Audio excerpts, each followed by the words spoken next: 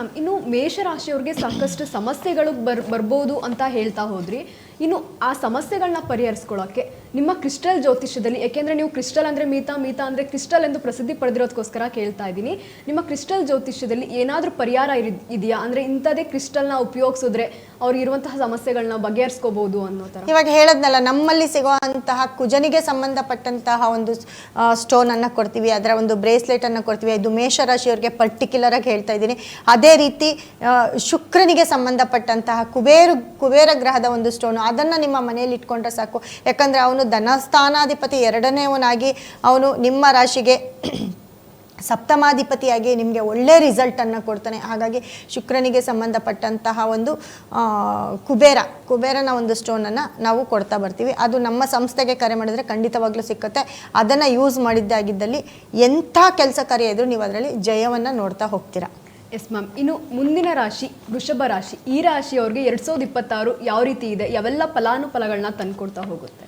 ನೋಡಿ, ವೃಷಭ ರಾಶಿ ಅಂತ ಬಂದಾಗ ವೃಷಭ ರಾಶಿಯಲ್ಲಿ ಬಹಳಷ್ಟು ಜನ ಇದ್ದಾರೆ. ರಾಜಕೀಯ ರಂಗದಲ್ಲಾಗಿರ್ಬೋದು, ಸಿನಿಮಾ ರಂಗದಲ್ಲಾಗಿರ್ಬೋದು, ಸಾಕಷ್ಟು ಜನ ವೃಷಭ ರಾಶಿಯಲ್ಲಿದ್ದಾರೆ. ಮತ್ತು ರಾಜಕೀಯಕ್ಕೆ ಎಂಟರಾಗಿ ಆ ಒಂದು ರಾಶಿಯವರು ಯಾವಾಗ ನಮಗೆ ಒಂದು CM ಪಟ್ಟಸ್ಥಾನವನ್ನು, ಯಾಕಂದರೆ DK ಶಿವಕುಮಾರ್ ಕೂಡ ಅವರು ಕೂಡ ವೃಷಭ ರಾಶಿಯವರೇ ಆಗಿರ್ತಾರೆ, ಕಾಯ್ತಾ ಇರ್ತಾರೆ. ಸೊ ಏನಪ್ಪ ಅಂತಂದರೆ ನೋಡಿ, ವೃಷಭ ರಾಶಿಯವರಿಗೆ ಮೊದಲಿಗೆ ಗುರು ಬದಲಾವಣೆ. ಇವಾಗ ಧನಸ್ಥಾನದಲ್ಲಿ ಗುರು ಇರೋದ್ರಿಂದ ಎಂಥ ಕೆಲಸ ಕಾರ್ಯ ಮಾಡಿದ್ರು ಜಯವನ್ನೇ ನೋಡ್ತಾ ಇದ್ದೀರಾ. ಎಲ್ಲೋ ಸ್ವಲ್ಪ ಅಡೆತಡೆಗಳು. ಯಾಕಪ್ಪ ಅಂತ ಅಂದರೆ ನೋಡಿ, ವೃಷಭ ರಾಶಿಗೆ ರಾಶಿಯಾಧಿಪತಿ ಶುಕ್ರ 6ನೇ ಮನೆಗೆ ಬರೋದು ಮತ್ತು 8ನೇ ಮನೆಗೆ, ಯಾಕಂದರೆ ಶುಕ್ರ ಚೇಂಜ್ ಆಗ್ತಾನೆ ಇರ್ತಾರೆ.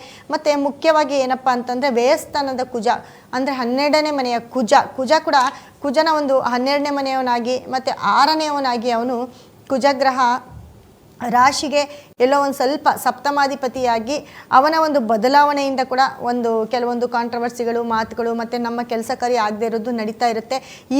ಈಗ ಡಿಸೆಂಬರಿಂದ ಜನವರಿ 15ರವರೆಗೂ ನಿಮ್ಮ ರಾಶಿಯಾಧಿಪತಿ ಶುಕ್ರ ಆಗಿರ್ಬೋದು, ವ್ಯಯಸ್ಥಾನದ ಕುಜ ಆಗಿರ್ಬೋದು, ಅದೇ ರೀತಿ ನಿಮ್ಮ 3ನೇ ಮನೆಯ 4ನೇ ಮನೆಯ ಸುಖಸ್ಥಾನಾಧಿಪತಿ ಸೂರ್ಯ ಮತ್ತು ನಿಮ್ಮ ಅದೃಷ್ಟ ಅಂತಂದರೆ ನಿಮ್ಮ ಧನಾಧಿಪತಿ ಬುಧ ಗ್ರಹ ಕೂಡ, ಈ 4 ಗ್ರಹಗಳು ನಿಮಗೆ ಅಷ್ಟಮಕ್ಕೆ ಬಂದಿದ್ದಾರೆ ಅಂತಂದರೆ 8ನೇ ಮನೆಗೆ ಬಂದಿರೋದ್ರಿಂದ ಎಲ್ಲೋ ಒಂದು ಕಡೆ ನಿಮ್ಮ ಮಾತಾಗಿರ್ಬೋದು, ನಿಮ್ಮ ಕೆಲಸ ಕಾರ್ಯ ಆಗಿರ್ಬೋದು, ಅಥವಾ ನಿಮ್ಮ ಜೊತೆಯಲ್ಲಿರೋರೇ ನಿಮ್ಮ ಕಾಲೆಳೆಯೋದಾಗಿರ್ಬೋದು, ಇವೆಲ್ಲವೂ ನಡೀತಾ ಹೋಗುತ್ತೆ. ಸೊ ಅಷ್ಟಮದಲ್ಲಿ ಈ 4 ಗ್ರಹಗಳು ಇರೋದ್ರಿಂದ ಈ ಜನವರಿ ತಿಂಗಳಲ್ಲಿ ಸ್ವಲ್ಪ ಕಷ್ಟ ನಷ್ಟಗಳನ್ನು ಅನುಭವಿಸ್ಬೇಕಾಗುತ್ತೆ.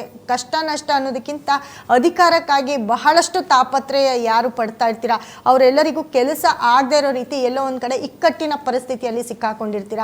ಸೊ ಇದು ವೃಷಭ ರಾಶಿಯವರ ಒಂದು ಜಾತಕ ಆಗಿರುತ್ತೆ. ಅದೇ ರೀತಿ